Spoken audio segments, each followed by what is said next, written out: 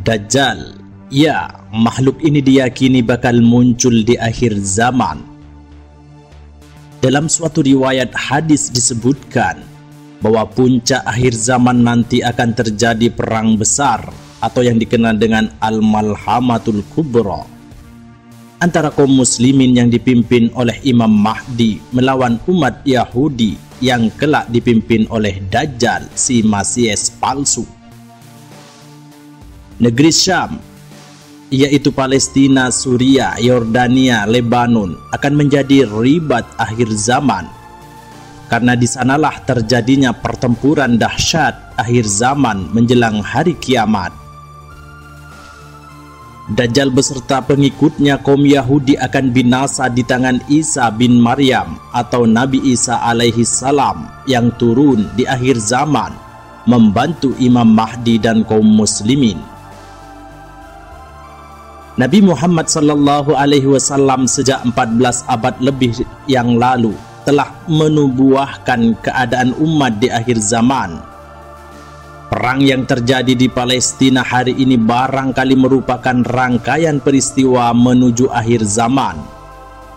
Anas bin Malik meriwayatkan bahwa Rasulullah sallallahu alaihi wasallam bersabda, "Yatba'u dajjala min Yahudi Asfahana sab'una alfan alaihimut tayalisa," yang artinya Dajjal akan diikuti oleh 70.000 orang Yahudi Isfahan yang mengenakan selendang atau syal Persia. Hadis riwayat Muslim.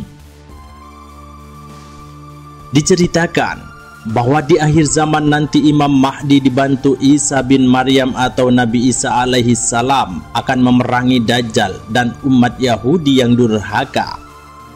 Ketika Dajjal muncul dari Khurasan, ia mulai menebarkan fitnah besar dan kekacauan di seluruh penjuru bumi sampai hampir memasuki kota suci Madinah. Tetapi nyatanya para malaikat membelokkannya ke arah Syam.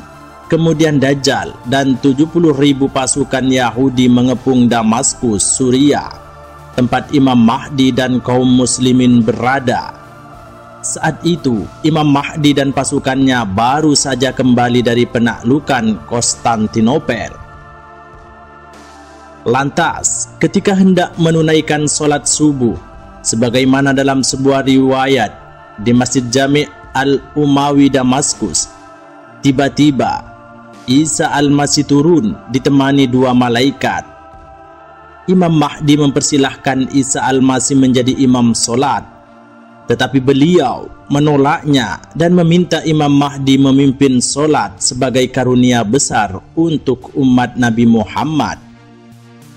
Setelah selesai solat berjamaah, Isa al-Masih memerintahkan kaum muslimin untuk membuka gerbang masjid.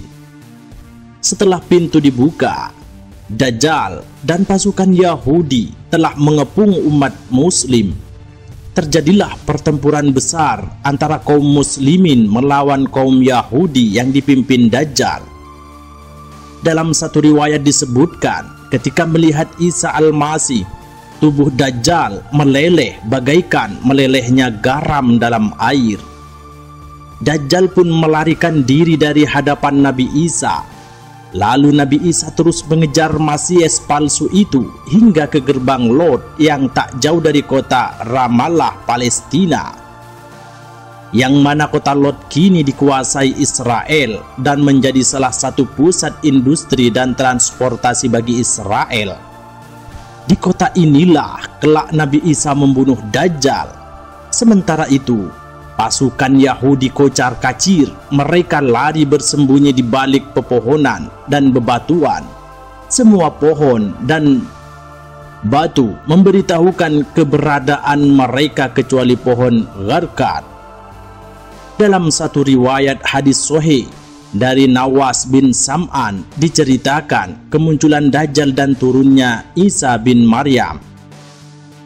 Rasulullah Shallallahu alaihi wasallam bersabda, ketika Allah mengutus Isa bin Maryam, maka turunlah ia di Menara Putih di sebelah timur Damaskus mengenakan 2 pakaian yang dicelup dengan waras dan za'faran.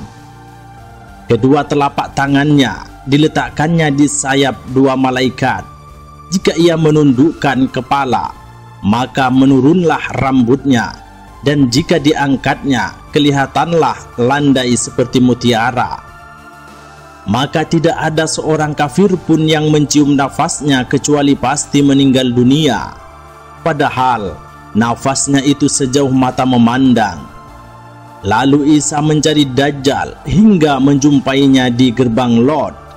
Lantas dibunuhnya Dajjal. Kemudian Isa datang kepada suatu kaum yang telah dilindungi oleh Allah dari Dajjal. Lalu Isa mengusap wajah mereka dan memberitahu mereka tentang derajat mereka di surga. Lantas, bagaimana hubungan Yahudi dengan Dajjal? Merujuk pada konsep teologi Yahudi disebutkan bahwa Yahudi arus utama tidak mengakui Isa bin Maryam, atau umat Kristiani menyebutnya Yesus sebagai Tuhan atau seorang perantara Tuhan, ataupun bagian dari Trinitas. Mereka berkeyakinan bahwa Isa bin Maryam bukanlah Masias dengan alasan bahwa Nabi Isa tidak memenuhi nubuat mesianik yang tertulis dalam Tanakh atau Alkitab Ibrani, dan juga tidak memenuhi kualifikasi personal Masias. Namun, ada sejumlah orang Yahudi yang menerima dan mereka disebut Messianic Jews atau orang Yahudi Mesianik. Bagi umat Yahudi, Al-Masih yang mereka tunggu bukanlah Isa bin Maryam, sebagaimana keyakinan Islam. Mereka sejatinya menunggu Masias lain, yaitu Dajjal, yang matanya buta sebelah. Bahkan, kemunculan Dajjal dari dulu sudah ditunggu-tunggu umat Yahudi Israel yang kelak akan memimpin umat Yahudi di akhir zaman.